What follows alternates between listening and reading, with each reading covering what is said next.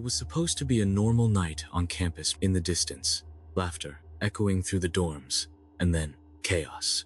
A student, Edmond Clair, was stabbed right outside the University of Maryland Eastern Shore. No one knew why. No one saw it coming. For years, his name became a ghost story, whispered around campus, his killer nowhere to be found, the motive unclear, and the case frozen in time. This wasn't just another college tragedy. This mystery stretched for years. A story of one mistake, one confrontation, and a long road to justice. And what happened after is what makes this case unforgettable. Edmond Clair was a junior at the University of Maryland Eastern Shore, originally from Severn, Maryland. He wasn't just passing through college. Students and faculty remember him as someone with direction and passion.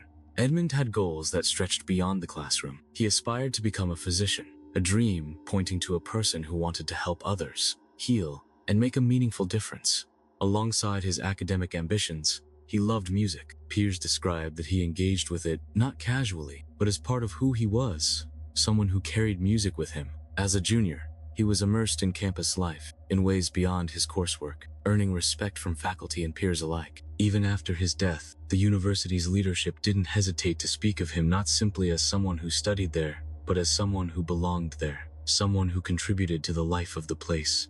For example, Kimberly Conway Dumpson, UMES executive vice president, said that Edmond loved music and had aspirations of being a physician, and that these traits made his loss felt deeply by students and staff. He was popular on campus, involved in rhythms of student life that tie a school together, social circles, events, and everyday conversations. Shana Washington, then student president, remarked that Edmond's interest in music helped people know him well. Outside purely academic circles, he had ties to peers who cared, people who remembered him for defining someone as community. The shared laughter, the walk across campus, the presence in the music scene, and the conversations in between classes. When his murder weapon was publicly displayed in hopes of sparking tips, one photograph was enough to remind students of Edmond not as a case file, but as a friend, a classmate, someone whose life intertwined with theirs. It was homecoming weekend at UMES, a moment when the campus buzzes a bit louder, students reconnect with old friends, and the energy of celebration hangs in the air. That Saturday night, February 16, wasn't supposed to be different. The sky was dark, the air cool, and the campus lightly lit by street lamps, pathways, and the few late-night lights that never quite go out on a college campus. Shortly after 9 p.m., Edmond's riding in a car through campus with his brother and a friend, likely hunting for food, or just making the rounds on an ordinary night. They drove near the Student Services Center, weaving across roads students know well. Somewhere along their path, they encountered a group of 3 or 4 men walking across the street. What began as a routine drive quickly escalated. Maybe they talked, laughed, or sat quietly inside the car. The campus was darker that night, streets quieter, ears more alert to shadows. Then the collision of 2 groups, car and pedestrians, created tension. Words were exchanged. The driver's attempts to urge the walkers off the road reportedly failed. Emotions flared. What might have been dismissed as a misstep became an altercation. Edmond stepped out of the car. We may never know whether he meant to de-escalate, protect his brother, or confront. But in that moment, something went horribly wrong. Witnesses say someone pulled a knife before anyone fully realized what was happening. Edmond had been stabbed in his upper torso. Control slipped. The men scattered. Emergency services were called. Edmond was found lying by the roadside, his body surrounded by shock and confusion. He was rushed to Peninsula Regional Medical Center in Salisbury, but was pronounced dead shortly after 9:30 p.m. On a night meant for camaraderie and celebration, the campus watched a young life end and a mystery begin. His brother, Isaiah, later said he tried to maintain calm and urge retreat, but the danger had already unfolded. Once the altercation ended, the campus was thrown into chaos.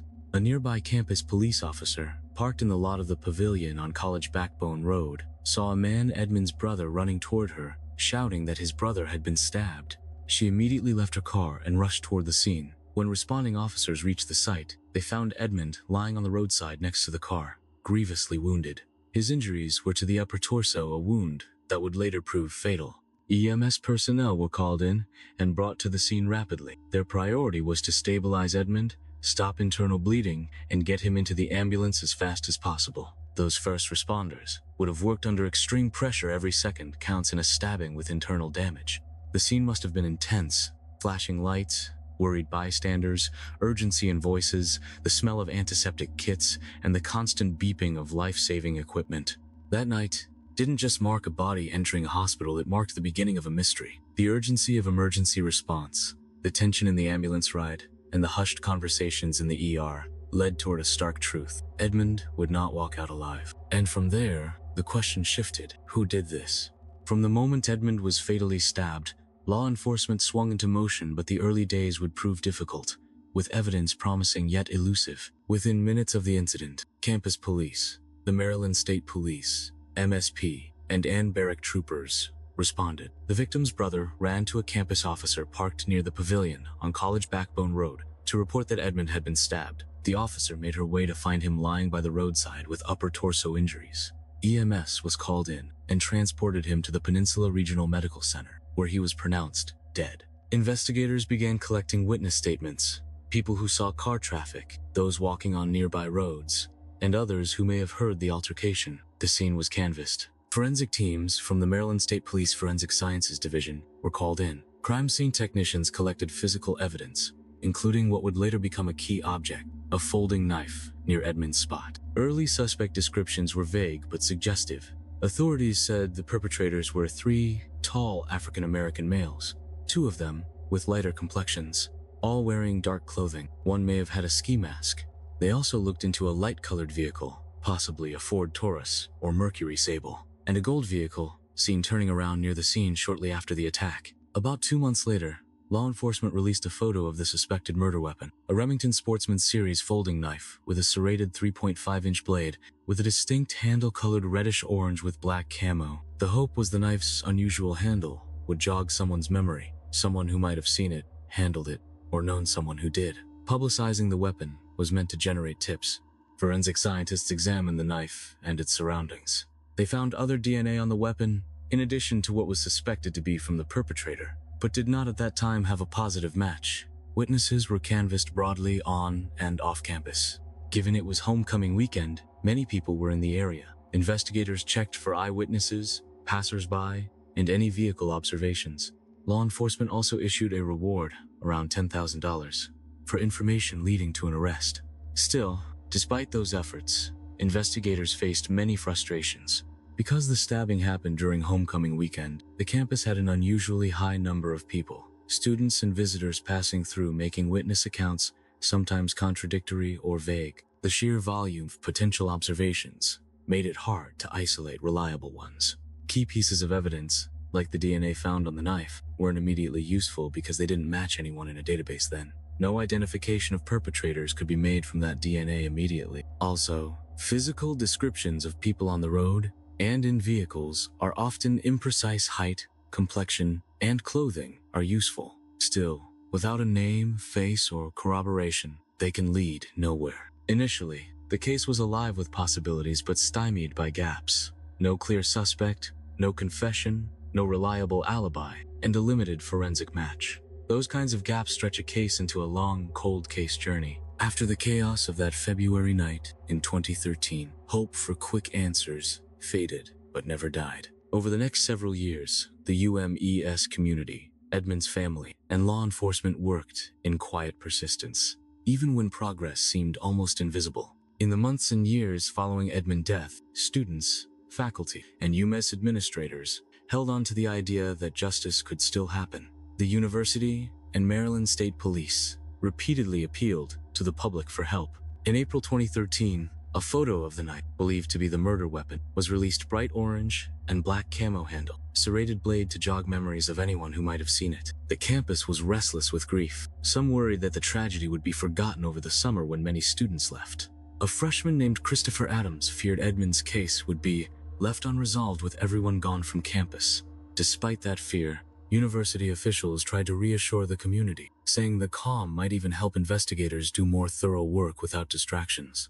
UMES didn't just mourn in private. Public statements from the university's president and other administrators reflected Edmond's dreams, his love of music, his goal of becoming a physician, and underscored that his death represented much more than a crime. It was the loss of potential, of hopes shared by many around him. Still, The path forward wasn't smooth. Many leads either went cold or turned out to be vague. Witness descriptions were often fragmented. How many people were in the road? What they looked like? What clothing they wore? These details are notoriously hard to pin down. The DNA on the knife, other than the suspects, was examined, but it didn't match anyone in known databases for a long time. Students and family members expressed frustration that, although police were speaking publicly, arrests didn't come. The worry was that because homecoming weekend meant an influx of people, many potential witnesses might have left early, memories faded, or surveillance might have been lacking. Edmond's family waited. Professors and classmates waited. Each anniversary brought memories, grief, and renewed questioning. The life tragically ended in 2013, said Kimberly Conway Dumpson, executive vice president. At the time of the arrest in 2017, words that held years of hope and disappointment behind them. Even when things seemed stalled, the police never completely shelved the case. Forensic labs continued analyzing evidence, especially the folding knife. Law enforcement released photos of that knife in April 2013, hoping its distinct handle would trigger fresh tips. Rewards were offered for information, $10,000 in several early announcements, with UMES, state police, and related crime-solving programs asking the public to come forward. Then, in October 2017, a significant breakthrough. Devonta M. Braxton was arrested in connection with Edmond's death. The Maryland State Police said they had matched DNA found on the knife to Braxton, leading to charges of second-degree murder, manslaughter, assault, and related counts. UMES leadership described this arrest as one step toward closure for Edmond's family and the campus community. It took more than 4 years, but in October 2017, investigators finally had what they believed was enough to charge someone. Investigators with the Maryland State Police returned to some of the old evidence and re-examined it carefully. Among the key pieces was the folding knife found near the crime scene. It had been stored, forensically examined, and the DNA evidence from the knife was analyzed. At some point, law enforcement obtained a search warrant for a DNA sample from Devonta M. Braxton. When they compared his DNA to the DNA found on the knife, forensic scientists concluded there was a positive match. Braxton, 25 at the time, and from Baltimore, was known to have been a student at UMES on and off. The DNA match was the turning point that allowed investigators to move from suspicion to charging him. Along with the homicide, manslaughter, and assault charges, the state charged him via Somerset County grand jury. The forensic link was built around the knife specifically. The folding knife found near where Edmond had been stabbed. This knife had been tested earlier. It already had unidentified DNA on it. The warrant allowed law enforcement to secure Braxton's DNA sample and compare it with that from the knife. Forensic scientists confirmed that the DNA from Braxton matched the unknown contributor on the knife. This positive match was the key forensic bridge from evidence to arrest. Without the DNA sample from Braxton via warrant, the earlier DNA traces on the weapon couldn't be definitively linked to a person. Once that link was made, the legal case against him was viable. When the arrest was announced, the reaction was emotional. There was relief, grief, and hope. UMES officials expressed that this was one step toward closure, not just for Edmond's family, but for the campus, which had carried the weight of Edmond's death for years. Kimberly Conway Dumpson, UMES executive vice president, said that Edmond was remembered as a student who loved music, had big dreams. Becoming a physician was among them, and that his life was just beginning when it was tragically cut short. The university president, Dr. Juliet B. Bell, sent a letter acknowledging how hard the past years had been and thanked law enforcement, the state's attorney's office, and others for their work. Edmond's family, students, and faculty had been waiting. Anniversaries, vigils, sorrows, and unanswered questions had persisted. The arrest did not erase all of the pain or questions, but it allowed for hope that justice might be possible, that the mystery might finally have an answer. When Devonta M. Braxton was arrested in 2017, it felt like a turning point. But even now, several years later, lingering questions and unresolved threads keep the story from being fully closed. As of the information publicly available, Braxton has been charged with second-degree murder, manslaughter, first-degree and second-degree assault, following an indictment by a Somerset County grand jury. The key piece was DNA matching on a folding knife found near the scene. However, no published record, as of the latest sources, confirms a trial verdict. Neither guilty nor not guilty verdicts are clearly documented in reliable sources, so it remains uncertain whether the matter went to full trial or if there's been a resolution like a plea, dismissal, or acquittal. The case is in a kind of limbo, charged, but without a publicly known conclusion. Motive remains murky. What led to the confrontation on that homecoming night? Was it a random altercation, a buildup of tension, a miscommunication, or something else?